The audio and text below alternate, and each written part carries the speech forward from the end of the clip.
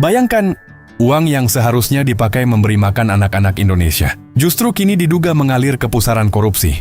Program makan bergizi gratis, proyek yang digadang-gadang jadi penyelamat generasi masa depan, sekarang berubah menjadi bom politik dan hukum yang mulai meledak satu persatu. 6 orang sudah jadi tersangka. Mantan petinggi Badan Gizi Nasional ikut terseret. Dan sekarang, nama Kepala Badan Gizi Nasional, Nanik S. Deyang, mulai masuk radar pemeriksaan Kejaksaan Agung. Pertanyaannya, ini cuma kelalaian birokrasi? Atau ada permainan besar di balik proyek rakyat bernilai jumbo ini? Program makan bergizi gratis, yang seharusnya menjadi simbol kepedulian negara terhadap masa depan anak-anak Indonesia, kini justru berubah menjadi pusaran dugaan korupsi yang mengguncang publik. Satu persatu nama mulai terseret. Dan kini, sorotan tajam mulai mengarah ke Kepala Badan Gizi Nasional, Nanik S. Deyang. Kejaksaan Agung membuka kemungkinan untuk memeriksa Nanik sebagai saksi dalam kasus dugaan korupsi tata kelola program Makan Bergizi Gratis, atau MBG, yang kini telah menyeret 6 orang tersangka.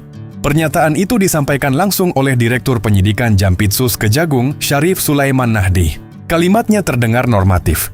Namun di balik itu, publik membaca satu pesan penting, bahwa penyidikan kasus ini belum berhenti, dan lingkaran yang diperiksa bisa semakin meluas. Syarif mengatakan, semua orang yang mengetahui, mengalami, atau mampu menjelaskan adanya dugaan tindak pidana, berpotensi dipanggil sebagai saksi. Artinya jelas, tidak ada posisi yang benar-benar aman dari pemeriksaan. Tidak ada jabatan yang otomatis kebal dari pendalaman penyidik. Dan ketika nama Kepala Badan Gizi Nasional mulai disebut dalam kemungkinan pemeriksaan, publik langsung bertanya, seberapa dalam sebenarnya persoalan di tubuh program strategis nasional ini? Karena ini bukan proyek kecil, ini adalah program yang membawa nama negara. Program yang sejak awal dijual sebagai solusi besar untuk memperbaiki kualitas gizi masyarakat Indonesia. Program yang menyasar anak-anak, ibu hamil, kelompok rentan, dan rakyat kecil yang selama ini hidup di tengah tekanan ekonomi. Tetapi sekarang, program itu justru berada di tengah dugaan permainan anggaran. Ironisnya, uang yang seharusnya mengenyangkan rakyat, kini diduga menjadi ladang bancakan. 6 orang telah ditetapkan sebagai tersangka. Nama-nama besar muncul, mulai dari mantan pejabat Badan Gizi Nasional, hingga pihak swasta yang diduga ikut menikmati aliran proyek. Salah satu nama yang paling menyita perhatian adalah mantan Kepala BJN, Dadan Hindayana. Selain itu ada mantan Wakil Kepala BGN Lodewijk Pusung, Sony Sonjaya, hingga sejumlah pihak swasta seperti Asep Yusuf Somantri, Komisaris PT Yate berinisial AM, dan Glory Harimas Sihombing. Deretan nama itu menunjukkan satu hal, bahwa perkara ini tidak berdiri di level bawah. Ini bukan sekadar kesalahan teknis biasa, bukan hanya urusan administrasi yang berantakan, tetapi diduga menyentuh inti pengelolaan kebijakan, pengadaan, dan distribusi anggaran. Kejagung sendiri masih mendalami bagaimana aliran kebijakan dijalankan, bagaimana anggaran digunakan, siapa yang menentukan mekanisme, siapa yang mendapat keuntungan, dan siapa yang sebenarnya paling bertanggung jawab. Karena dalam kasus korupsi besar, satu pola selalu berulang. Jarang ada permainan yang berjalan sendirian. Biasanya ada rantai kepentingan, ada pihak yang memberi akses, ada yang membuka jalan, ada yang menikmati hasil, dan ada pula yang akhirnya dijadikan tameng ketika skandal mulai meledak. Publik kini menunggu apakah penyidikan akan benar-benar dibuka seterang-terangnya, atau justru berhenti di level tertentu saja. Karena masyarakat sudah terlalu sering melihat drama hukum yang keras di awal, tetapi melemah saat mulai mendekati lingkar kekuasaan. Inilah yang membuat kasus MBG menjadi sangat sensitif. Program ini sejak awal membawa citra politik yang sangat besar, dipasarkan sebagai program unggulan, dibungkus dengan narasi kemanusiaan, dijadikan simbol keberpihakan negara kepada rakyat kecil.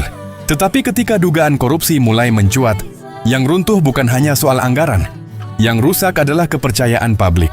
Bayangkan ironi ini.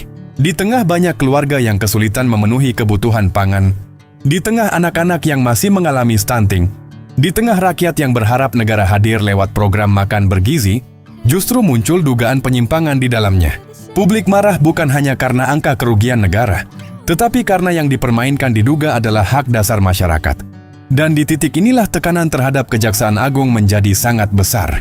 Masyarakat ingin melihat keberanian, bukan sekadar konferensi pers, bukan sekadar daftar tersangka, tetapi pembuktian bahwa hukum benar-benar bisa menyentuh siapa saja. Termasuk jika nantinya pemeriksaan mengarah kepada figur-figur yang selama ini berada di lingkar atas pengambil kebijakan. Namun Kejagung juga menegaskan, pemeriksaan saksi tidak otomatis berarti seseorang terlibat tindak pidana.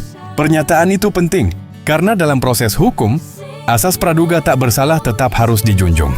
Tetapi publik tentu memahami bahwa ketika penyidik mulai mempertimbangkan pemeriksaan terhadap pejabat strategis, artinya ada kebutuhan untuk menggali informasi yang dianggap relevan.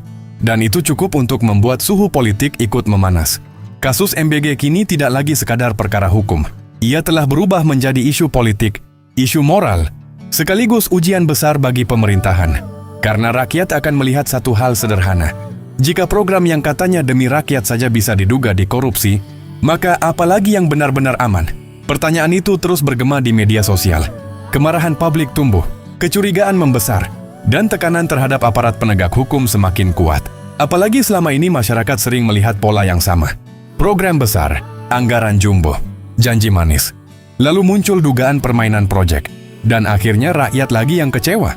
Kasus MBG menjadi gambaran betapa rapuhnya pengawasan jika kekuasaan dan proyek besar berjalan tanpa kontrol ketat. Karena ketika anggaran triliunan rupiah bergerak cepat, godaan untuk bermain juga ikut membesar. Dan jika benar ada penyimpangan di dalam program ini, maka dampaknya bukan hanya soal uang negara yang hilang, tetapi juga hilangnya kesempatan rakyat kecil mendapatkan hak mereka. Anak-anak kehilangan kualitas gizi yang layak, masyarakat kehilangan kepercayaan, dan negara kehilangan wibawa. Kini semua mata tertuju pada langkah Kejagung berikutnya. Apakah pemeriksaan akan berkembang lebih jauh? Apakah akan ada nama baru? Apakah lingkaran elite benar-benar akan disentuh? Atau justru kasus ini berhenti pada aktor-aktor tertentu saja? Publik sedang mengawasi. Dan dalam kasus sebesar ini, satu kesalahan kecil saja bisa memicu ledakan ketidakpercayaan yang jauh lebih besar.